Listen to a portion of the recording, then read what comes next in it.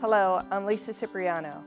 I'm here today to talk to you about the upcoming budget process for the City of Newport News for fiscal year 2012.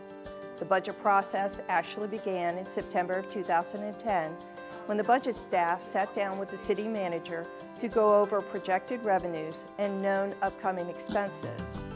Since that time, departments have turned in their budget requests to the city manager, which have been reviewed by the budget staff. At this particular point, we know that our revenue stream will be equal to where we are in the current fiscal year. The current national recession still has impacts on the City of Newport News, affecting our home sales and our local revenue streams insofar as sales tax, meals tax, and lodging taxes are concerned. What you will see next are several of the City of Newport News departments talking about their known challenges and how they plan to face them in the upcoming fiscal year. The police department has worked real well together to understand the budget issues that the city is facing. And we've looked at ourselves, we've worked better as a team, we've used communications and cooperations and partnerships and collaborations to really help us meet the trying times that we're in when it comes to budget. To say that the lack of funds in some areas hasn't affected us, surely it has, but we've dug deep to make it work, and we've continued to reduce crime, even during very tough economic times. In the last few years, we've taken significant cuts in aid to localities. We are at 56% of what we should be getting from the state for aid to public libraries. Our aid to public libraries is used to fund our library materials collection, the books, the DVDs, music CDs that you check out from the library, but it also helps us with the technology that we make available to our patrons. With fewer folks having internet access at home because of cost, we've tried to increase that access at the public library. One of the things that we've done is provide Wi-Fi access. So if you've got a laptop and you've got your own wireless card, you can come into the library and you have internet access here. The other thing that impacts public libraries these days is that we're a community place. We're a safe place for kids to come after school. We try and have programs that help the youth become comfortable with giving back to the community.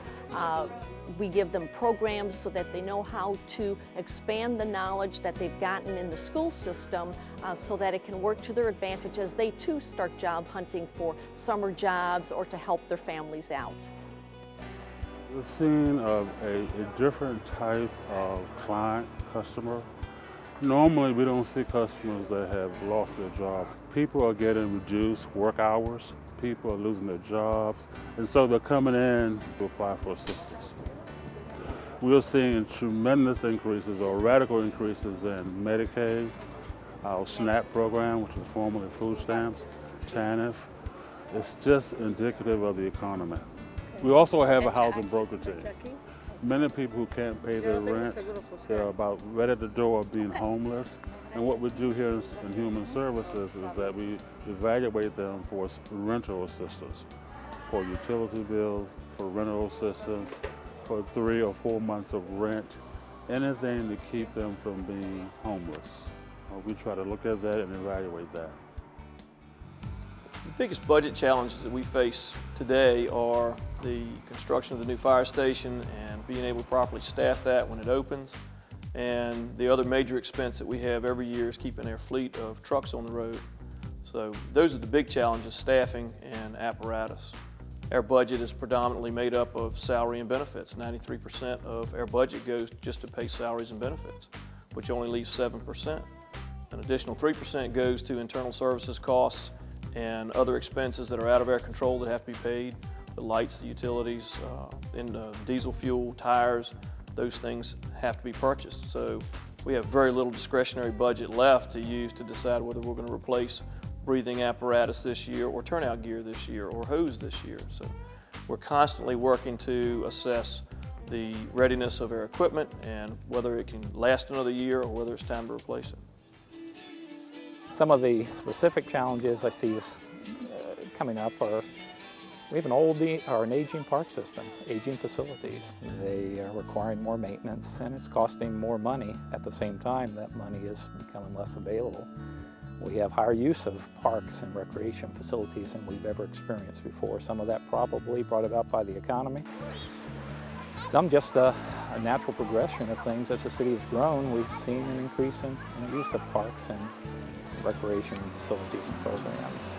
Unfortunately, with the reduction in the budget, we're operating some programs, for example, park rangers and park maintenance. It was at 1970 staffing levels, yet the parks have doubled since 1970, the number of parks we have. The visitation has more than tripled since the 70s. So it's trying to be as creative as we can and still do a quality job in providing what people want in Newport News.